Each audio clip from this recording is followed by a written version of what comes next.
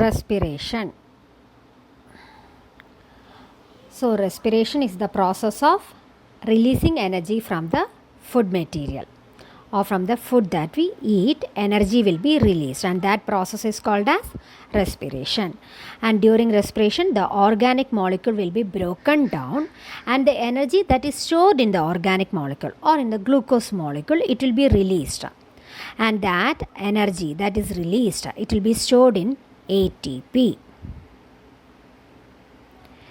ATP is, as you know, adenosine triphosphate. ATP is adenosine triphosphate, and it is the energy currency for the cell. And the energy that is released during the process of respiration is used to make an ATP molecule from ADP and inorganic phosphate. So ADP plus inorganic phosphate, it will use the energy that is released from the food, and ATP molecule will be formed. Now the ATP molecule, it is used to fuel all cell activities. Whenever the cell needs energy, the ATP molecule will be broken down and energy will be released. And this energy will then be used by the cell. The energy that is released from an ATP molecule is used by the cell to perform various functions. So whenever the cell needs energy, the ATP molecule will be broken down, and the energy that is stored in the ATP molecule will be used by the cell for its various activities. So respiration, that is the release of energy that is stored in the food, that is stored in the glucose. So during respiration, the glucose will be broken down, and the energy that is present in the glucose, it will be released. Respiration is of two types: aerobic respiration and anaerobic respiration. Aerobic respiration means it occurs in the presence of oxygen, and anaerobic respiration occurs in the absence or lack of oxygen. So respiration is the process of releasing of energy from the glucose molecule, and different organisms do this in different ways. Some organisms use oxygen to break down the glucose completely into carbon dioxide and water, while some others, they do it in the absence of oxygen in other pathways that do not involve oxygen. But whatever the pathway, whether it is aerobic or anaerobic, the first step is similar. That is the 6 carbon molecule glucose. The glucose is a 6 carbon molecule, and in cytoplasm, it will be broken down into a 3 carbon molecule, that is called as pyruvate, and energy will be released.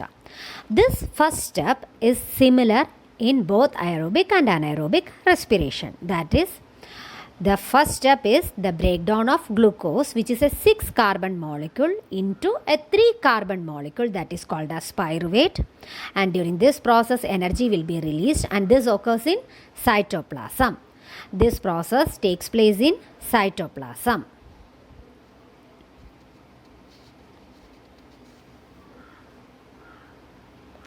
Next, we are going to learn about the aerobic pathway that is occurring in mitochondria. Aerobic means, as I already told you, it is using oxygen.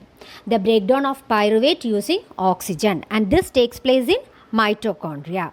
And the first step is glucose, a 6 carbon molecule in cytoplasm. It will be broken down into pyruvate, a 3 carbon molecule, and energy will be released. And then this pyruvate enters into the mitochondria. And in the presence of oxygen in mitochondria, complete breakdown of the pyruvate will take place, releasing water, carbon dioxide, and energy.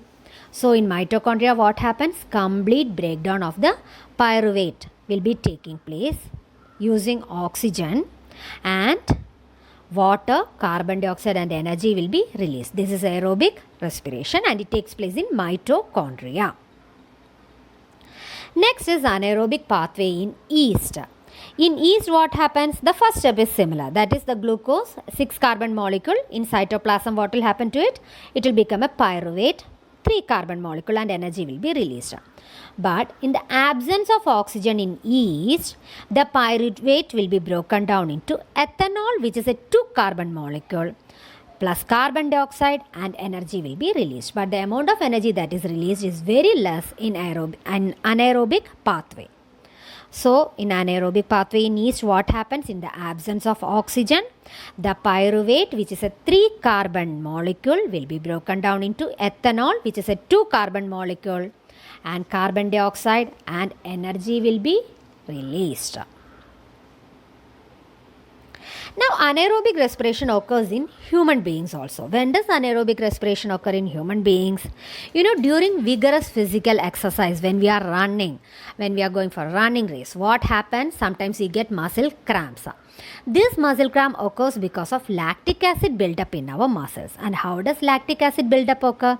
When we are running vigorously, what happens? The body needs a lot of energy and there will be less oxygen in the body. So, what happens is, the glucose will be broken down. The lack of oxygen, that is less oxygen is there. So the glucose will be broken down and release lactic acid and energy. So the first part, similar, pyruvate will be formed, and then when there is less oxygen in the muscle cells, the pyruvate will be converted into lactic acid and energy will be released. Now lactic acid is also a 3 carbon molecule. Lactic acid is a 3 carbon molecule and less energy will be released in this method also. So now we are going to study the difference between aerobic respiration and anaerobic respiration.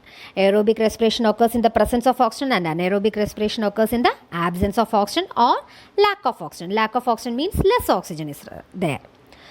So aerobic respiration, first step, it occurs in cytoplasm. That is a 6 carbon glucose will be broken down first to 3 carbon pyruvate in cytoplasm, and then in mitochondria it will be broken down to release carbon dioxide, water and energy. And what happens in anaerobic respiration? The 6 carbon glucose, first in cytoplasm it becomes 3 carbon pyruvate, then again in cytoplasm only it will be broken down into ethanol or lactic acid, and this occurs in cytoplasm only. In aerobic respiration, more energy is released, while in anaerobic respiration, less energy is released. Now, aerobic respiration occurs in almost all the cells, while anaerobic respiration takes place in yeast, that is for ethanol fermentation, and in muscle cells, lactic acid formation.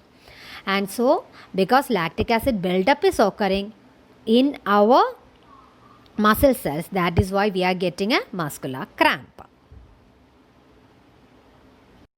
Aerobic respiration occurs in both plants and animals. All organisms that breathe, that is take in oxygen and give out carbon dioxide, in those organisms aerobic respiration is taking place. And plants, they exchange gases through stomata. As you all know, in plants, there are large intercellular spaces. Intercellular spaces means the space that is present between the cells. The plants have large intercellular spaces so that all the cells are in contact with air. Because the plants have large intercellular spaces, all the cells are in contact with air. And carbon dioxide and oxygen are exchanged in plants by the process of diffusion. What is diffusion? We have already studied in earlier classes. Last year we have studied about diffusion. Diffusion is the movement of molecules from a region of higher concentration to a region of lower concentration. So in plants, the exchange of gases takes place by diffusion. The direction of diffusion depends on environmental conditions and the requirement of plants. So let us see what that means. As you all know, in plants, during daytime, what happens? Photosynthesis occurs. And what does the plant take in during the process of photosynthesis? It takes in carbon dioxide from the air. The plant takes in carbon dioxide from the air. So, does respiration take place in plants? Yes, respiration also takes place in plants. And what does the plant take in? During the process of respiration, it takes in oxygen. So in plants, during daytime, both carbon dioxide and oxygen is taken in through the stomata. But as you all know, what happens during respiration? Oxygen is taken in and carbon dioxide is released. The carbon dioxide that is released during respiration by the plants will be utilized by the plants themselves for preparing food by the process of photosynthesis. So the net result is that during daytime only oxygen is released into the atmosphere by plants. But what happens at night time? At night time the plants take in oxygen because only respiration is occurring at night time. There is no photosynthesis, so the plants will be taking in oxygen and giving out carbon dioxide at night time. And how do they exchange the gases? By the process of diffusion. Aquatic organisms. What are aquatic organisms? The organisms or animals that live in water are called as aquatic organisms or aquatic animals. And the aquatic organisms or animals that live in water, they use the oxygen that is dissolved in water. They will be using the oxygen that is dissolved in water. But the amount of dissolved oxygen in water is very low compared to the amount of oxygen in air. As a result of which, the rate of breathing in aquatic organisms is much faster. That is, they have to breathe rapidly. Inhalation and exhalation has to take place rapidly. The rate of breathing will be very high in aquatic organisms. And how do the organisms take in oxygen?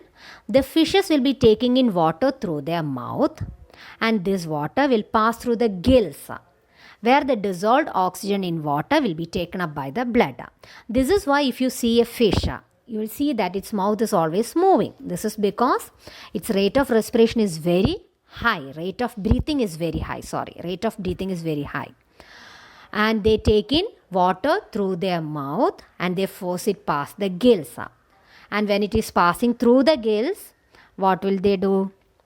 The gills, it will be having a large number of capillaries. And the oxygen that is present in the water, it will be taken up by the blood.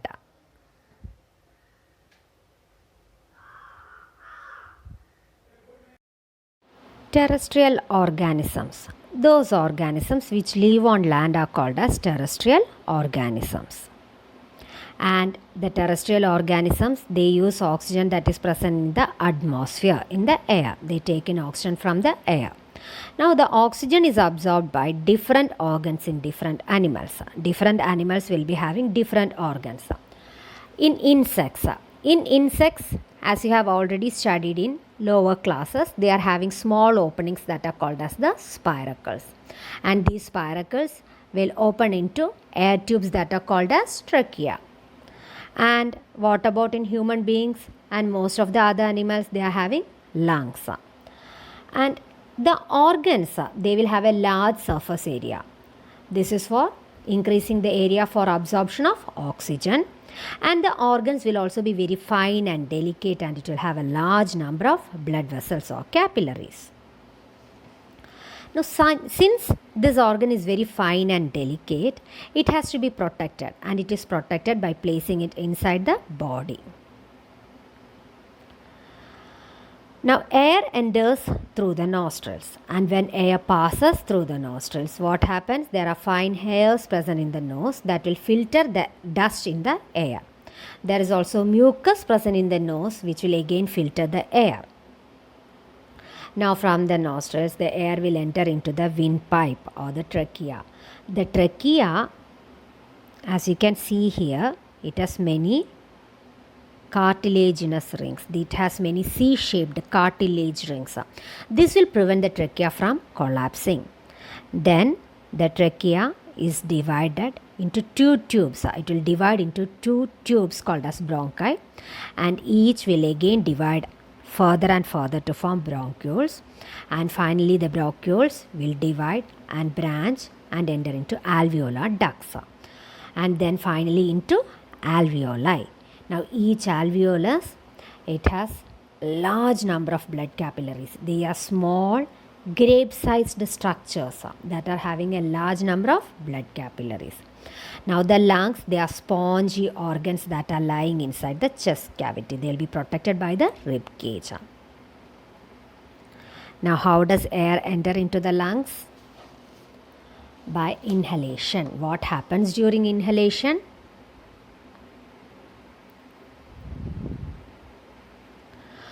So as you can see here, during inhalation, what happens? The process of breathing in is called as inhalation.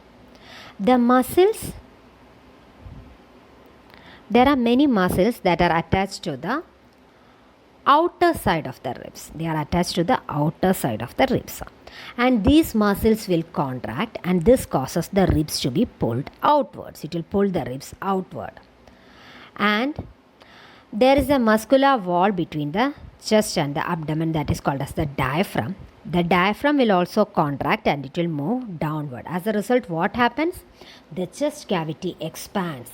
The lungs expand. As a result of which, air is sucked into the lungs. And when air is sucked into the lungs, what happens? It enters into the alveoli. As you can see, the air enters into the alveoli. Now the air that is entering into the lungs, it has more oxygen than carbon dioxide. And the blood that is in the alveoli, it has more carbon dioxide. So by the process of diffusion, what happens? Exchange of gases will be taking place. From the alveoli, the blood will release carbon dioxide into the air and it will take oxygen from the air into the blood. So exchange of gases take place. Now after the exchange of gases, what happens? The air in the lungs has to be expelled, right? It has to be removed out. So this is done by exhalation. And in this process, what happens? The muscles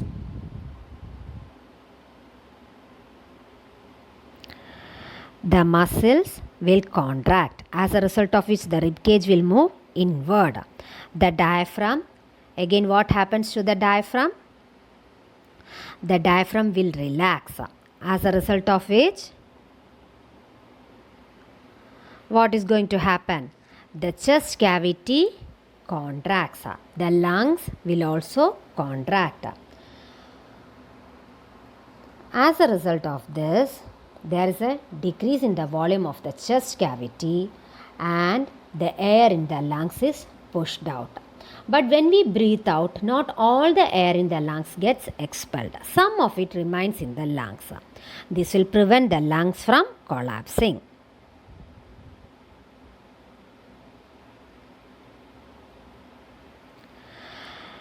Now, in very small organisms, there is no need for a transportation system or anything, because by simple exchange of gases, by diffusion, what happens? The gases are exchanged.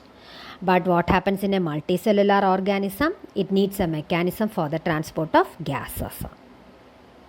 So, human beings have a red pigment, a respiratory pigment that is called as hemoglobin.